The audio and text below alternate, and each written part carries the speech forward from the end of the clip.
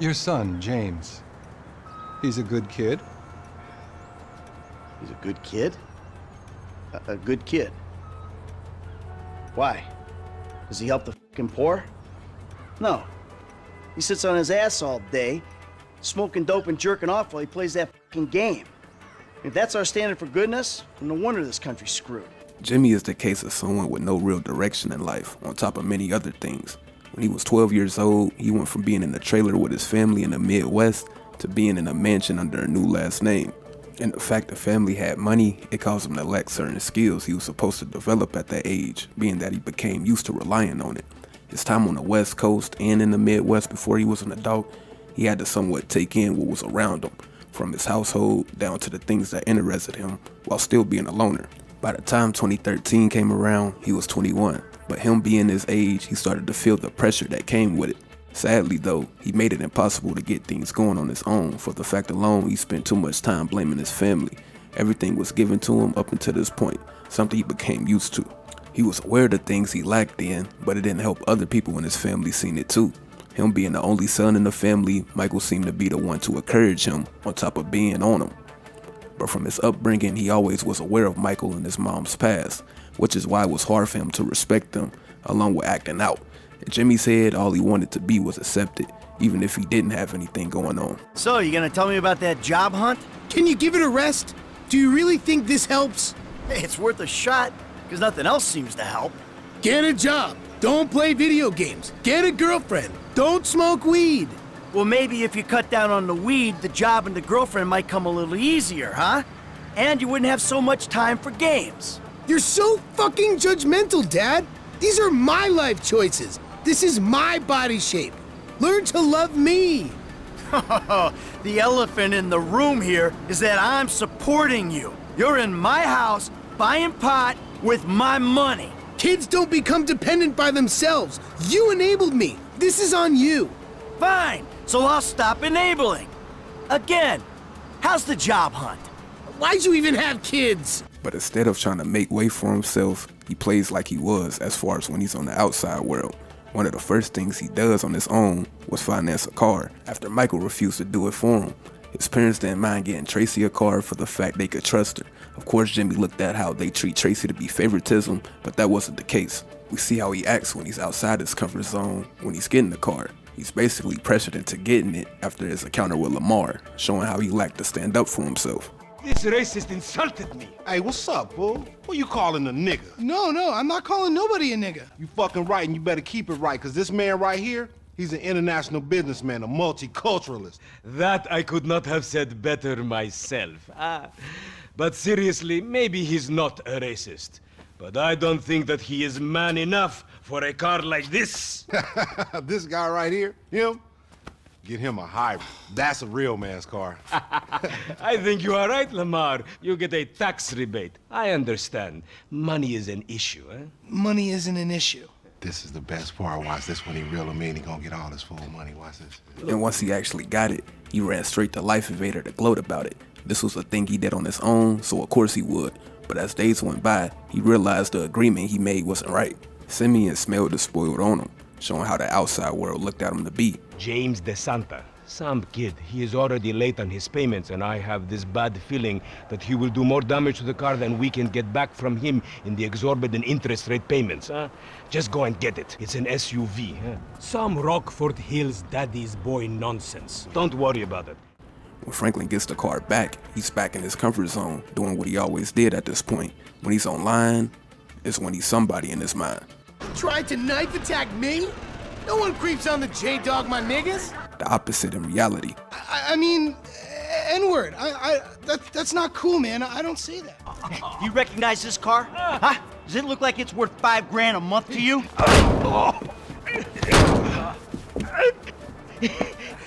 He agreed to financing. I have his signature. That kid might be a fucking idiot, but you are a fraudulent scumbag piece of shit. Don't make me have to come back here.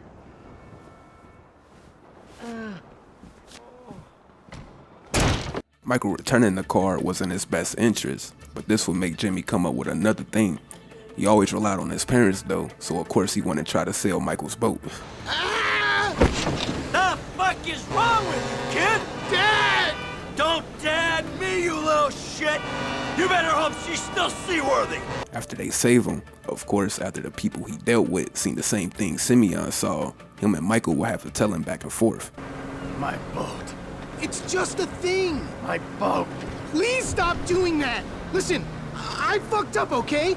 I'm not going to lie. That was a really bad judgment call. But shit, Dad, I nearly died. And all you give a shit about is this fucking boat. In Jimmy's defense, him and Michael didn't speak to each other much, being that Michael became distant to his whole family. They only interacted when Jimmy did something wrong, but he used this to blame Michael before saying how all he wanted to do was impress him. He didn't understand the connection Michael had with his boat, so selling it, he thought he would be looked at different for the fact he took matters in his own hands. But it being Michael's, of course it was a problem, but to Jimmy it was just sitting there. No, it's not that. It's... All we do is scream at each other. No wonder I can't get a job. It's all your fucking fault. Or it's not, but it's partly your fault. I mean, I just want to impress you. By selling my boat to some gangbangers? I know it sounds dumb when you put it like that, but all you do is daydream or get angry. Look, I love you, Jimmy, but you're an asshole. When they go to LS Customs, we see how he wanted to impress his dad more. Instead of getting out to go on the passenger side, he climbs from the back seat just to prove his dad he can do something right. So you sure you're good? Yeah, I got this. All right. Ooh, I'm gonna come up front. Get out and walk around. It's okay, I can just climb over. Look, man, I'm gonna get the ride fixed, man, and drop it back off at your house along with this dude. You see? Show, man. Hey, sorry we didn't get your boat, man. Yeah. Come on, man, let's trick this whip, homie. But outside of Michael, now being with Franklin, we see how he tries to impress him. The two get to know each other to when he tells Franklin the nickname he came up with in his room. It's Franklin, right? Yeah, Franklin, or the credit fraud guy, the home invader. You know what? Call me what you like, man. Yeah, I mean, sure, Jimmy, ain't he? Or James? Jimmy. Or just like, Jizzle? Nah, man, I'll just stick with Jimmy, homie. Then speaks on what he feels about his dad, showing how he never at this point seen Michael as a regular person that had problems. What he says alone is what he saw. Franklin defends him, but Jimmy capes for Franklin instead. And mind you, Franklin barely knew Michael at this point. So, what's the deal, man? Huh? You and my old man? I see you at the dealership. Then someone steals my whip, and Papa's all like, he's been down there to talk to you guys. What'd he do? Look, man, if he ain't tell you, I ain't gonna tell you. But I lost my fucking job, and I thought maybe he could help me find a new one. Dude, my dad is retired, like fully. Like his only marketable skills are watching TV and daytime drinking. Oh, man, look, I don't know, homie. He seems okay to me. Shit, he saved your ass. You saved my ass. Nah, man. They then talk about how they're both unemployed, but keep in mind Jimmy never tried to get one. But he changed the subject to what he does on the regular, which was play Righteous Slaughter 7. Franklin couldn't relate to this, leading Jimmy to not have anything else to talk about, showing what he really just do all day. Look, I'm sorry my dad lost you your job. It's hard out there. Tough. I mean, I'm employmentally challenged at the moment. Oh, you got fired, dude. Damn, that's rough. Not fired as such. I didn't get a job. I've been there, homie. You been putting them resumes out there, but no one's hiring, huh? No, I didn't get a job. I've never had a job. It feels like hard work. Life, the days just kind of disappear. Hey, you play Righteous Slaughter? Nah, not since the first couple. Okay. Now with Jimmy being home, he puts it in his mind him and Franklin had something in common, with the two being jobless. But here we see more of how he tries to impress him. He talks like how he felt or someone like Franklin talks, even saying things he figured Franklin liked to do. But this shows again how he's just trying to be likable. Yo, so like, since we're both unemployed, like, we could run together, you know? Yeah, I think about it, homie. Or we could just like, shop it, you know? Play darts or get our drink on. Strip clubs. Come on, dude, I get real crazy. Yeah, I got your number, shit. I need it, man. But, hey, you know what? Man, go easy on your pops, dog, all right? All right, church. My brother from another mother. See ya. Yeah, whatever, homie. Jimmy wasn't used to the outside world at this point, so when him and Franklin do hang out for the first time, Franklin corrects him about his car situation, being that he was tired of hearing about it. He started to think he was his dad, being that Franklin again corrected him, but he didn't know how to react, leading him to cry. Hey, it's good to hang out, you know, like, properly. Yeah, for sure, man. Despite you stealing my car and everything, I really feel a connection, man. Like we're brothers. Look, man, firstly, I ain't steal your fucking car. And secondly, let's not get ahead of ourselves, all right? We just hanging out, not trying to adopt each other. I didn't mean it like that. I just meant, well, whatever, man. So that's why you and my dad are friends, because you're both moody withholding ass wipes. What? You probably do therapy together. What the fuck you talking about, homie? Sorry, it's... Shit. I'm not crying, okay? I'm not crying. It's allergies. I get allergies. Fuck you! Shit! Where's my antihistamine? Whatever, dog. Look, let's just try to have a good time, all right? Fuck you! Don't laugh at me! I don't take the antihistamine. My throat might close up and then maybe I could die. Look, man, okay, man. Look, let's try to avoid that, all right? The fact Franklin barking at him and he thinks of his father goes to show how he feels who the real enemy is, which is telling for down the line. It's not until later we'll see him back in his comfort space, but him doing what he does was interfering with what Michael was doing. I'm a singer with a broken heart. I still love you, Tony. Hold on yourself. You're in over your head and you're up there. Damn. Jimmy! God damn. The fuck you doing? Nothing. Really? Because I keep hearing hermaphrodite this, suck cock that. Go away. What? Jimmy being on the game, one of the things he's confident in, is spilled out to his response to his dad. But it also goes back to his lack of respect. Him and Michael always had verbal back and forth before this point, but Michael breaks for the fact he was disrespected, of course, but also for the fact he's about to try and test his son to see what he'd do if something was taken from him. You know, go watch your linear entertainment. Go watch porn. Just go away. Shit. What the fuck? Disrespectful little asshole. I can't believe you did that. That's my TV. You don't talk to me like that. I can't believe you. Mom was right about you. You don't know any better and you can't help it, but you're an asshole. Jimmy showed he was upset about his TV being destroyed, leading Michael to want to do something about it. Michael is of course talking from anger, but Jimmy seems to challenge him at first. Yeah, well, why don't you do something then? Besides just stand there. Why don't you hit me? Is that what you want, to be hit by your son? Yeah. Michael saying he does want Jimmy to hit him made him freeze up. Michael catches on, leading him to explain why he did it. Notice when he says no though, he looks to be relieved. No! I just want you to do something. Besides, sit there, eating. Yeah, great. Thanks for the fucking guidance, Dad. It means a lot. Wait. Michael then of course feels bad, but this would make Jimmy's point about his feelings towards his dad. Even though Michael knew he was wrong, things like this made him feel like he wasn't loved, which is why he acts out. I'm just trying to help you. Yeah, well, nothing says I love you like smashing my fucking TV. Nothing at all.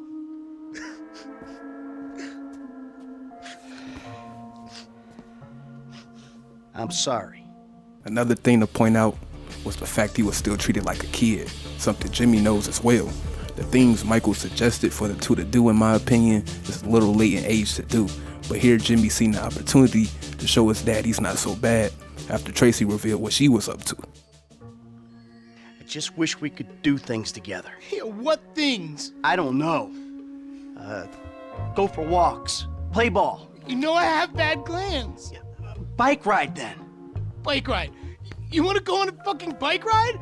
Fine, let's go on a fucking bike ride.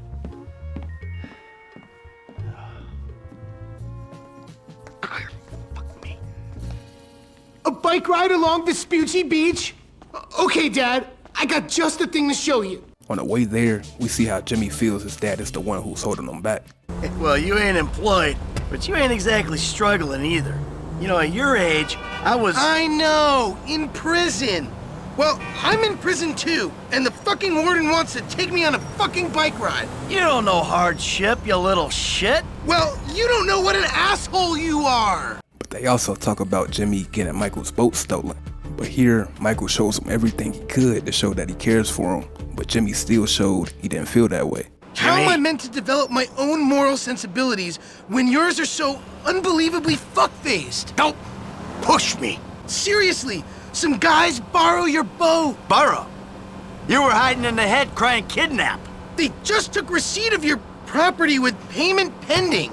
If it was anything other than what you told me, then that's on you. All right, they fucking stole it. And who knows what they would have done if they found me. But I didn't expect or want them to get killed. You think I'm gonna let some guys ride off with my son? I always knew you were the kind of person who didn't let other people get in the way, but I hadn't, seen that happen before. Yeah, well, that's me, Jim. And I've been trying my best to get things under control for the last 10 years. But that was an extreme fucking situation, and I had to act. A normal person wouldn't have done that. Yeah, well, I had to. To protect you. Yeah, keep telling yourself that when you see their faces every time you close your eyes.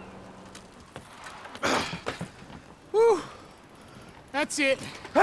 Number one, pal. You owe me a TV. Hey, I never agreed to that. You know, this is real nice, Dad. Bonding, good times. Yeah, well, I'm giving it my best shot. Hey, we're having fun, right?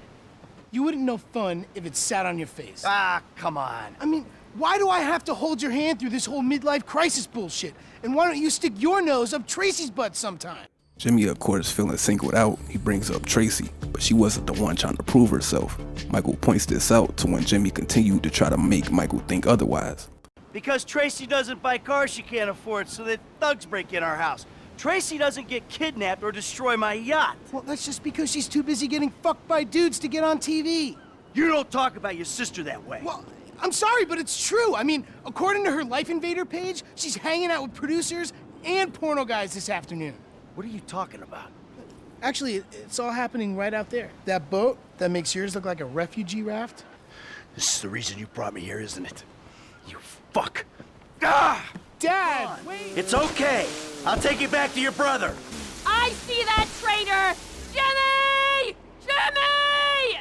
But when Tracy confronts him, similar to when Lamar did, he puts the blame back on Michael. But this goes to show how far he was willing to go to not look like the bad guy. You fucking asshole!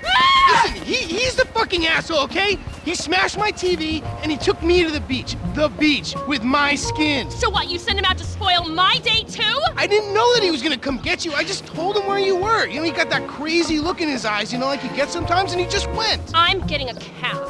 Coming with you. How about I just drive us home? You ruined my life. He even later told his mom about Franklin just to have Michael look bad again. But Jimmy identified Franklin to be something telling in this.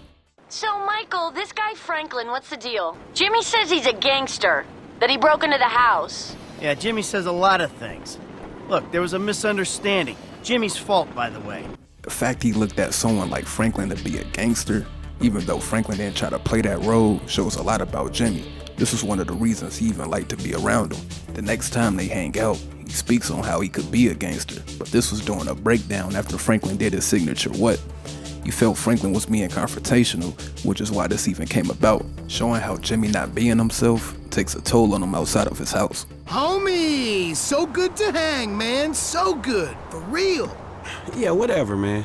I'm being serious. We're real buddies now. Yeah, absolutely. So what was your childhood like? What? What was you... Shit, I'm sorry, I keep doing that. Doing what? Oversharing, being too personal. Stop laughing at me, okay? Yo, for fuck's sake, man, just stop it. I could be a fucking gangster too. Fuck off. I'm not crying, okay? I'm not. Dog, you all right, homie? Just fucking fine. Good, man. Look, let's just try to have some fun, okay? Take it easy, man. Take it easy.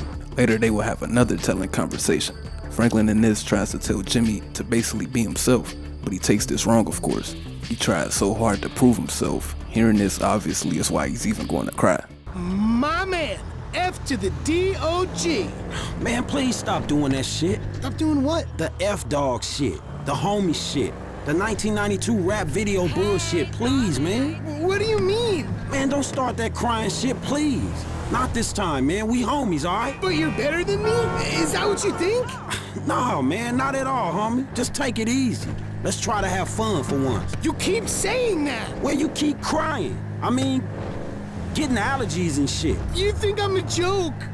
Dog, look, you my friend, homie. But calm the fuck down, all right? Please. This shit is getting exhausting. But he still tries no matter what. He later asked Franklin if what he acted like looked real, basically. He even went to say how he wanted to be a gangbanger. At this point, this shows how he's in his head a lot. All right, let me ask. When you met me, what did you see? Shit, you want me to be honest? Yeah. Man, to be honest, I thought you was a mark. And then you signed for that fucking car, and I knew you was a mark. I mean, wait, no. Not when you met me at the dealership, because that was like out of context. But when you met me later on, and we were in that brawl in the boat, what did you think of me then? Shit, I thought you was Michael's kid. And you probably thought that being a stone-cold killer ran in the family. Nah, man, not exactly. Did you think I might be a gangbanger? Because I thought about being one, you know? What, the Rockford Hill set? Yeah, man, there's some gorillas in your hood, huh? It's not until Trevor comes back to when he doesn't feel the need to put on the act. But while his dad and uncle catch up, he's again tested in a way.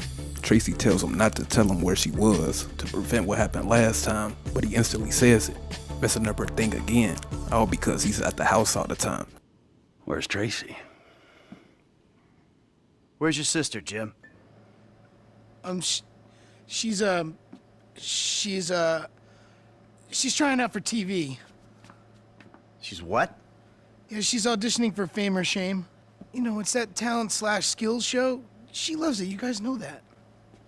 What's her talent? Dancing. Jesus Christ, what, now? Now? Where? The Maze Bank Arena. Oh, little Tracy being humiliated. Let's go, we go get her. He even acted like he wasn't the problem. This will lead Tracy to move out at this point, leading just him. Pop, seriously? Tracy hates you. What, because of that Laszlo thing? She should really hate you, because you're the one who told us where she was, you little snitch. Yeah, well, whatever. But he then brings up Trevor, even calling him his uncle. But here, he slips up showing he cares for his dad as well.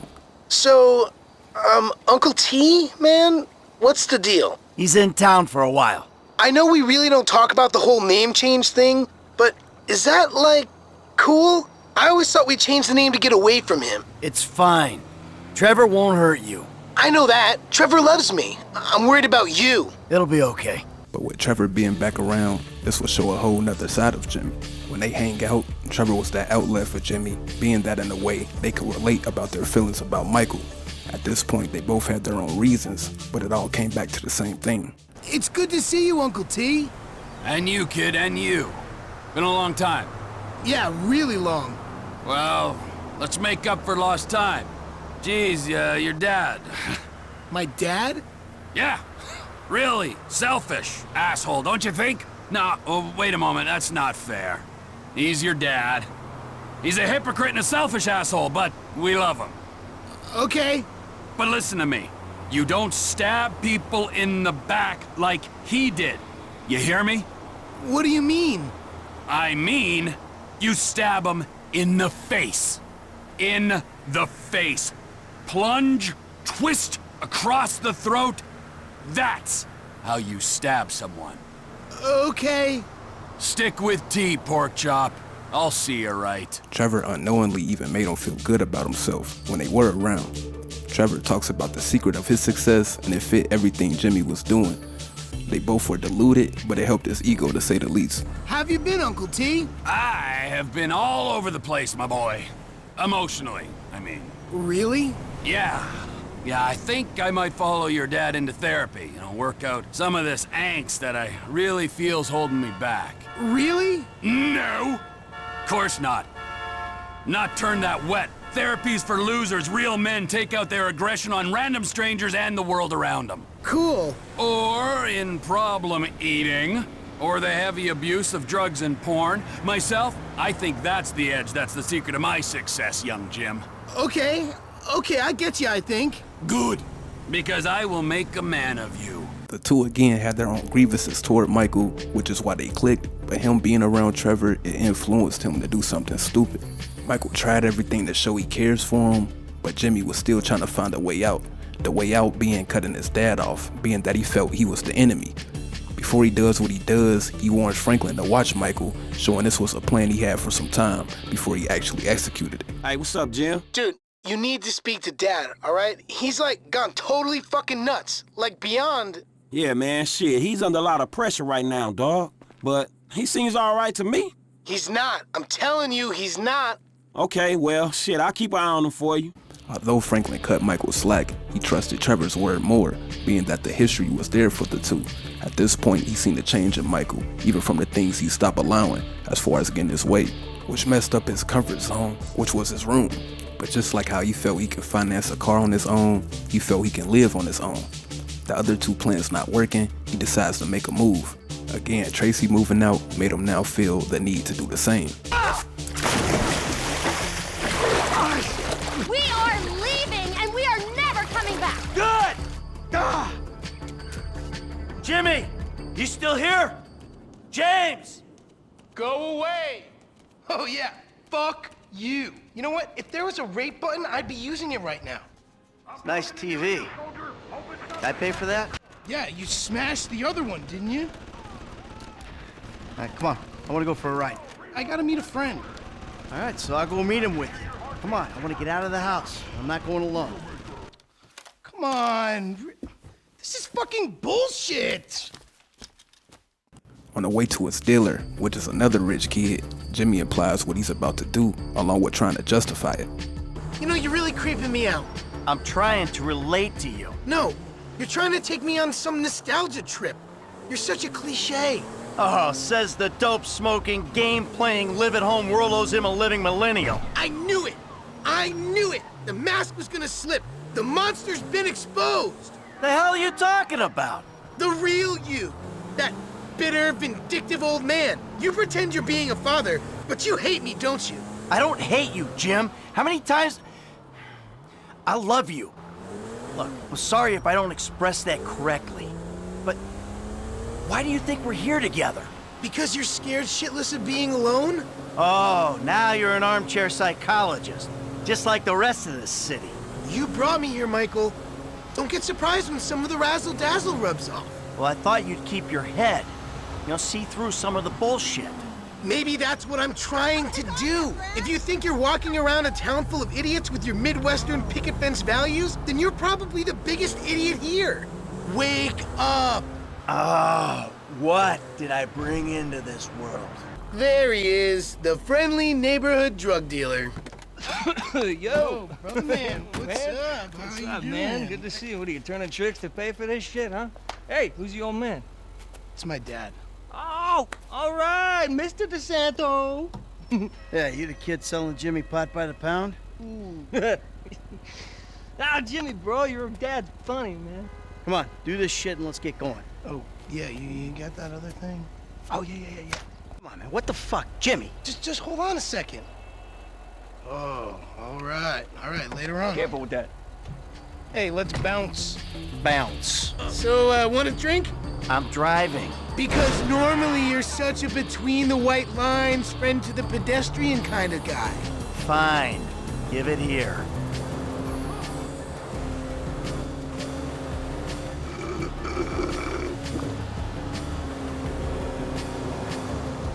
Okay, your turn. Maybe when we get home. Ah, who's the square now? I'm starting to feel a little woozy. You're fine. No. Really, this is not Chill normal. out. You're just paranoid. This is not paranoia. This is totally justified consent. You should see yourself. Would you quit being such a drama queen and get us to the house? No! I'll stop it. Oh, Zen, that's harmless. That's been using it for decades. What? You anesthetize me? You fucking I'm shit. protecting you from yourself. Also, I took money from your bank account and I'm moving out. What? All right? You're too crazy, Dad. Come on. Jimmy!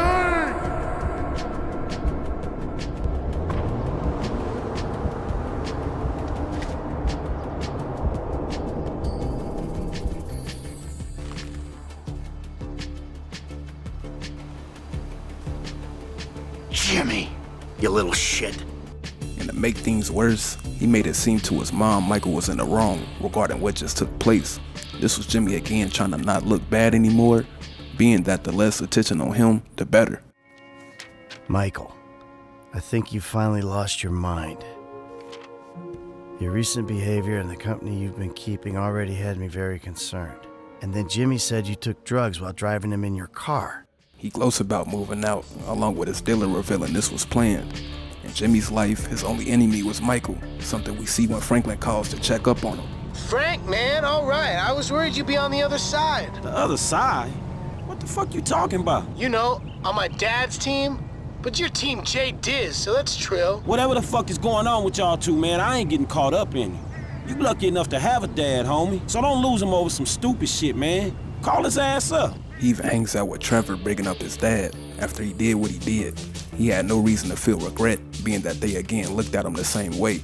Jimmy even goes to say how he wished Trevor was his dad, but in this encounter they have, it shows how far Jimmy went, hating his father. I'm so glad we're hanging out, T.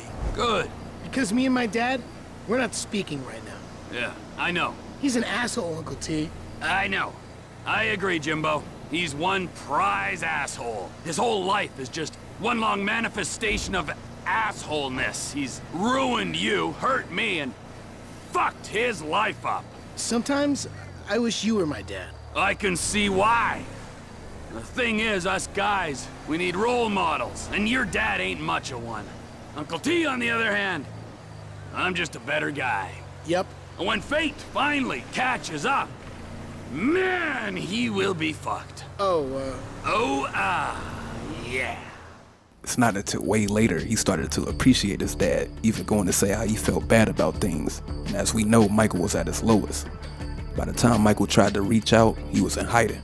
Their conversation was brief, but they're telling to say the least. I'm not talking to you. You drugged me and ditched me on the sidewalk? A talk is the least I'm owed. Don't you see the drugging as like a symptom of your own breakdown? Oh, I'll give you symptoms. How's a cracked skull sound? Goodbye, psycho. Get some help. Instead of him actually talking about why he drugged Michael, he basically tries to justify his actions. Him being in the real world, though, started to catch up fast, especially for someone like him. Even now having to go house to house after he ran through the money he took, so of course he was forced to crawl back, even before Amanda and Tracy were willing to, leading him to have another plan that actually worked this time. Hey, but... oh. Hey. I'm sorry I spiked you, okay? I get so mad and I can't control things, and then, you know, shit just falls on top of me. My life sucks right now, and I don't know what to do except I want to say I love you and hug it out, but all that wimpy shit is just, well, I'd say gay, but I have some friends who are gay, so that's not cool anymore, and the ones that I don't really like, it's not because they're gay, so lame, all right? You are just a lame and angry psycho sometimes. You do bad shit and things. I don't know if I love you, and I'm pretty sure I hate you a little bit, but I'm just so fucking upset that we can't even see each other. And you're just a drunk, lame dad. Here Jimmy finally is clear about his frustrations with Michael, but although he had to find out the hard way about the real world, he expected him apologizing would just blow things over, being that he felt Michael pushed him to drug him, which is why he's about to ask for a car. You know what? That might just be the nicest thing anybody's ever said to me. So will you buy me a car? What? I mean, not in the so will you buy me a car kind of way, in a completely off-topic, can you buy me a car? I mean, firstly, I'm a fat shit that you ruined. And secondly, I will get a job, and I will stop smoking pot, in that sort of way, okay? I love you too, son. Now, go. Get a job, because I don't have the money to buy you a car. Yeah, it's great catching up with you two, Dad. His first plan failing, which was him asking for a car, he then in a way helps their family be back on speaking terms. He riles up Michael for the fact it would benefit him, so he doesn't have to fend for himself anymore for the short time he did. Yeah. Hey, how's your mother? She's bored. I mean, all this mesmerizing tantric sex she's been having with a much younger, better built, caring and compassionate man is great and all, but what's she gonna do for the other 6 hours of the day? What the fuck? I'm just winding you up, you miserable bastard. She's mad at you. She's scared that you're gonna die, and she wants you to go over there and prove that you give a fuck.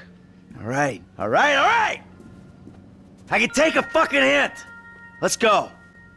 We'll get Tracy on the way. This was really the only time he did something for him that wasn't taken from his father. He even helped down the line saving Michael. What Michael wanted, Jimmy started to do, which was just try, other than being in his room all day.